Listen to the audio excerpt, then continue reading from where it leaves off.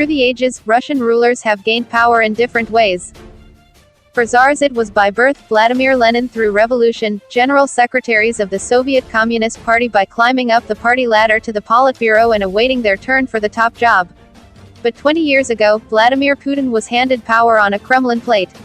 The former officer of the KGB, the Soviet Security Service, was handpicked by President Boris Yeltsin and his inner circle to lead Russia into the 21st century. But why Mr. Putin?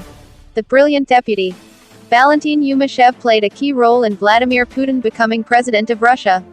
The former journalist turned Kremlin official rarely gives interviews, but he agreed to meet me and tell his story. Mr. Yumashev was one of Boris Yeltsin's most trusted aides. He went on to marry Mr. Yeltsin's daughter, Tatyana. As Mr. Yeltsin's chief of staff, in 1997 he gave Mr. Putin his first job in the Kremlin. Yeltsin's outgoing administration chief, Anatoly Chubay, told me he knew a strong manager who'd make a good deputy for me, Mr. Yumashev recalls. He introduced me to Vladimir Putin and we began working together. I noticed immediately Putin's fantastic work. He was brilliant at formulating ideas, at analyzing and arguing his case. Was there a moment, I asked, when you thought this man could be president? Yeltsin had several candidates in mind, like Boris Nemtsov, Sergei Stepashin and Nikolai Aksenenko. Yeltsin and I talked a lot about possible successors. At one point we discussed Putin. Yeltsin asked me, "What do you think about Putin?" "I think he's a superb candidate," I replied. "I think you should consider him. It's clear from the way he does his job that he's ready for more difficult tasks." Did Putin's KGB past put him off? A lot of KGB agents, like Putin, had left the organization, realizing it was discredited. The fact that he was ex-KGB meant nothing. Putin had shown himself to be a liberal and a Democrat, who wanted to continue market reforms. The secret succession. In August 1999, Boris Yeltsin appointed Vladimir Putin Prime Minister. It was a clear sign that President Yeltsin was preparing Mr. Putin for the Kremlin. Mr. Yeltsin was not due to leave office for another year, but in December 1999 he took the surprise decision to go early. 3 days before New Year, Yeltsin summoned Putin to his country residence. He asked me to be present, and his new chief of staff, Alexander Voloshin. He told Putin that he wouldn't hang around until July. He'd resign on the 31st of December. Only a tiny group of people knew, me, Voloshin, Putin and Yeltsin's daughter Tatyana. Yeltsin didn't even tell his wife.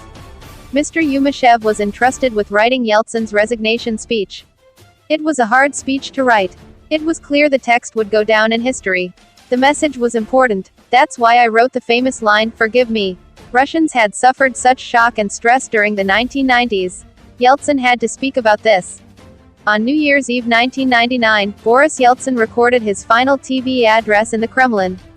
It came as a shock to everyone present. Except me, who'd written the speech. People burst into tears. It was an emotional moment. But it was important that the news didn't leak.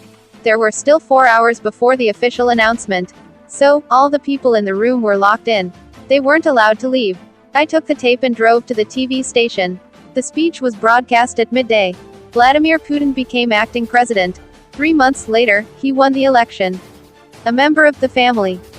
Valentin Yumashev is often referred to as a member of the family, Boris Yeltsin's inner circle that, allegedly, exerted influence over him towards the end of the 1990s.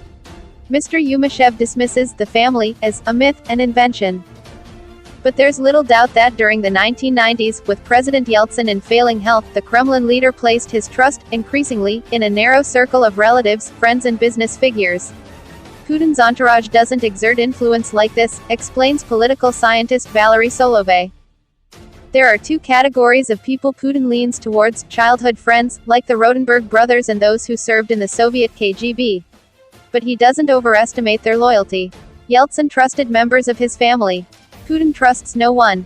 No regrets, Russians trust Putin. Mr. Putin has remained in power, as president or prime minister, for 20 years. In that time, he has built a system of power that revolves around him. Under his watch, Russia has become an increasingly authoritarian state, with fewer democratic rights and freedoms. Yeltsin believed he had a mission, and so does Putin, Mr. Solovey says.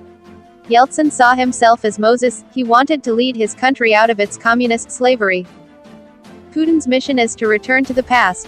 He wants to avenge what he calls the greatest geopolitical catastrophe of the 20th century, the fall of the USSR. He and his entourage, former KGB officers, believe the destruction of the Soviet Union was the work of Western intelligence services. The Vladimir Putin of today is barely recognizable from the liberal figure Mr Yumashev remembers. So, does Mr Putin's former boss regret giving him a job?